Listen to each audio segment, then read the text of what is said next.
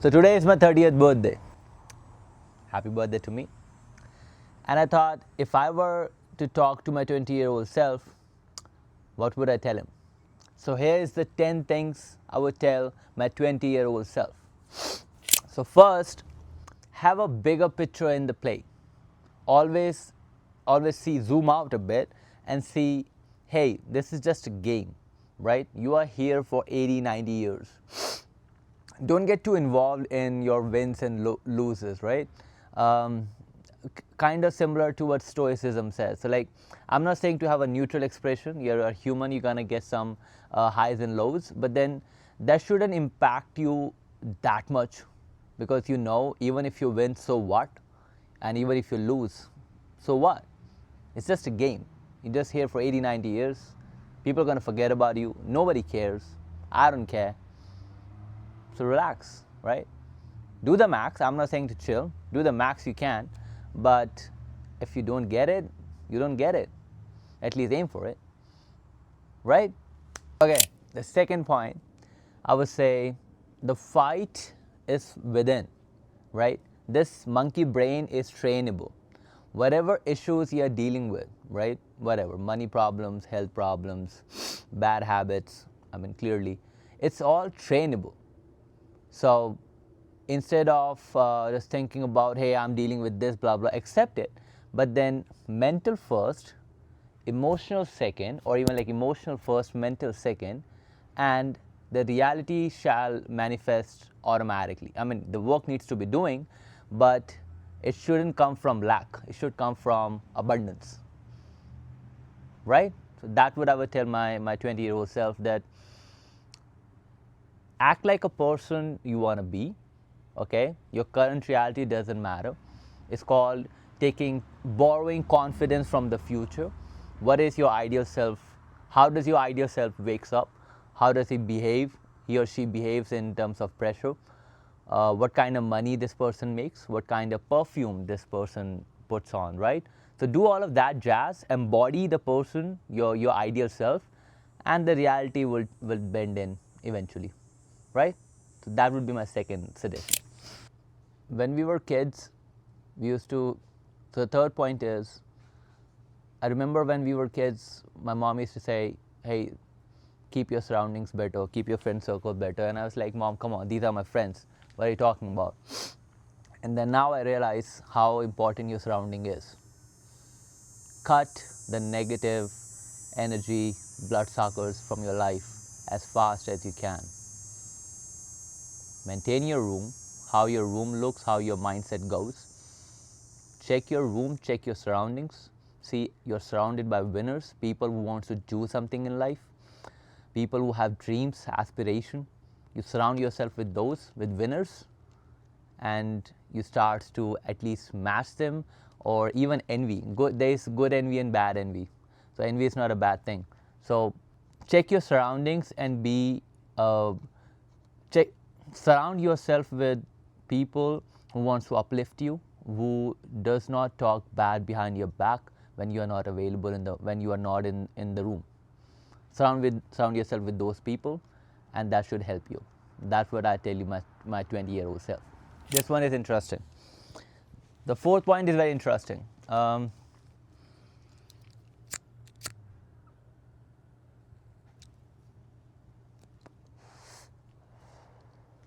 Learn to sit in a room by yourself, without technology, without music, in a dark room by yourself, and observe your thoughts.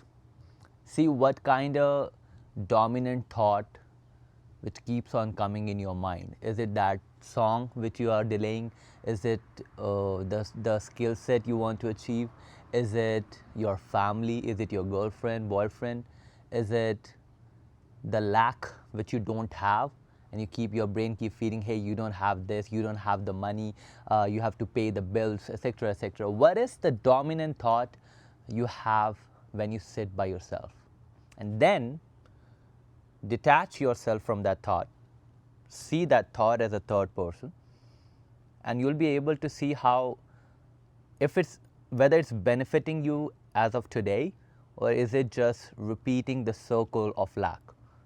And you shall be able to tell your brain that this is a stupid thought, this is not helping you. So stop thinking about it and think about possibilities.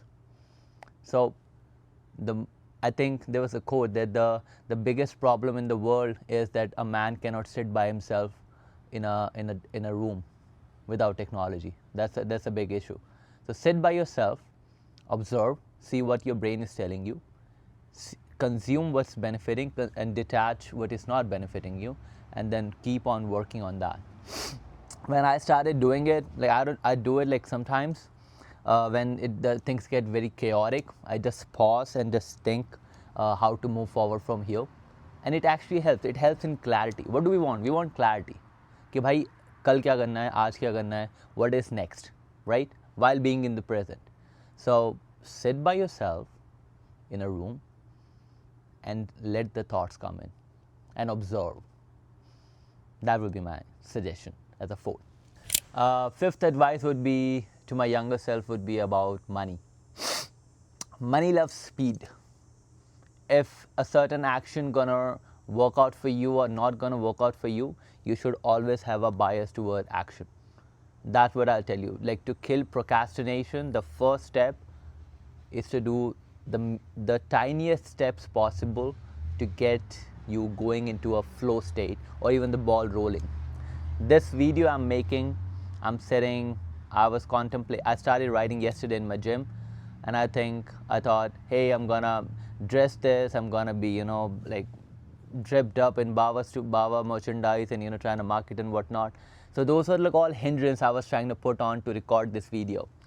And then what I did is just put on the camera and start talking. I have a laptop with me, I'm reading the script. I wrote it yesterday and I just started recording. So action, action, and action. See what works, what doesn't work. Whatever works, press that motherfucker throttle to the max, and whatever doesn't, you still have a feedback. So my younger self, bro, take more actions. Yeah, speed. The sixth point is about human belief. Now, I think human beliefs are a set of information. Whatever you're feeding yourself with regarding news from ChatGPT, from Instagram, your brain constitutes that as reality. So if you are not vibing with your parents, they have different analogy about life, you have different, you want to wear provocative clothing, mostly for women, and then your parents doesn't approve to that. So that does not mean that they hate you. That just means that the information they have is different than yours. So if you think that is blocking your relationship, give them a call, man.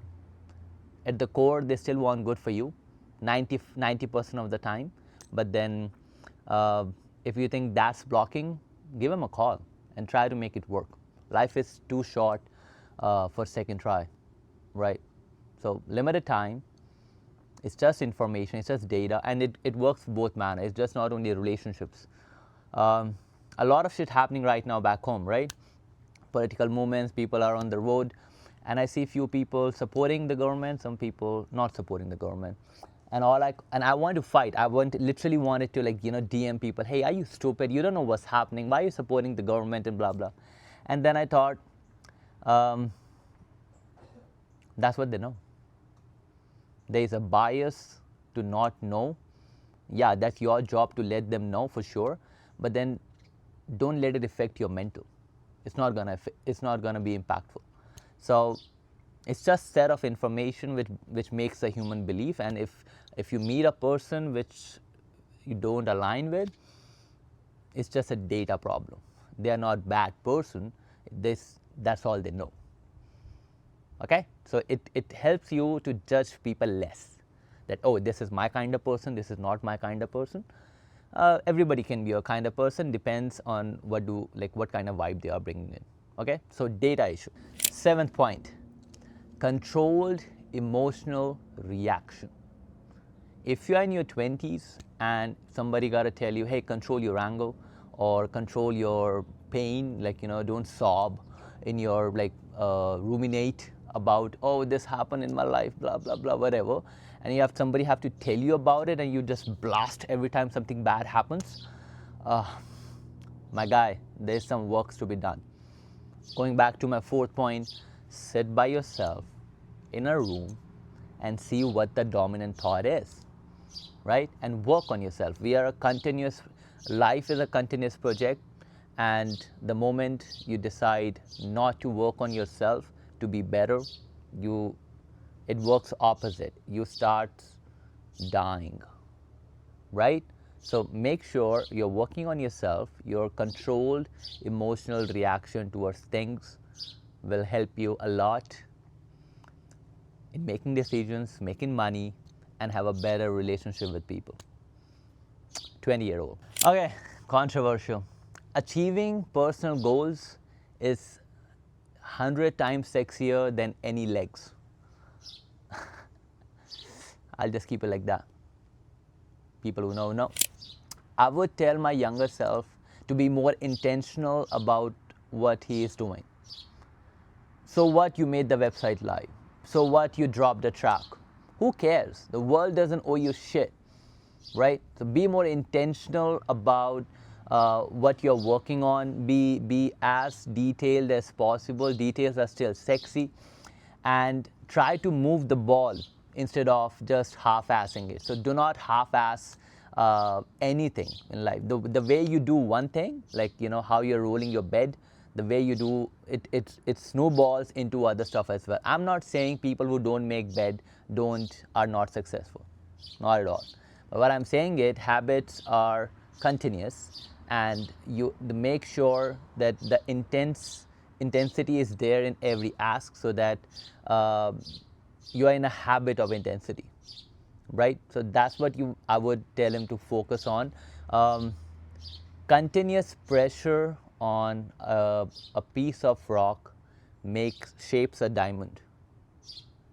Be a diamond. That's it. Pressure is okay. It will help you shape. So intense pressure towards something which you are focused on will help you succeed. That's what I would tell my younger self. Last one, I wanted to keep it a bit strong. Don't let your current circumstances decide your mood, spirit, energy, all of that. As Uncle Joe says, wake the fuck up, grab your balls, and tell the world, fuck you. Fuck them in the ass.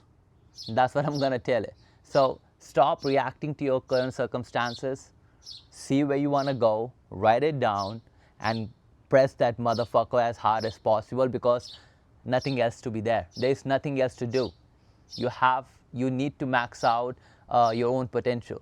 Yeah, you can go by the beach and chill. Try doing that for a week and when 10 days, 15 days, 20 days, and you'll figure out, you'll get bored of that shit.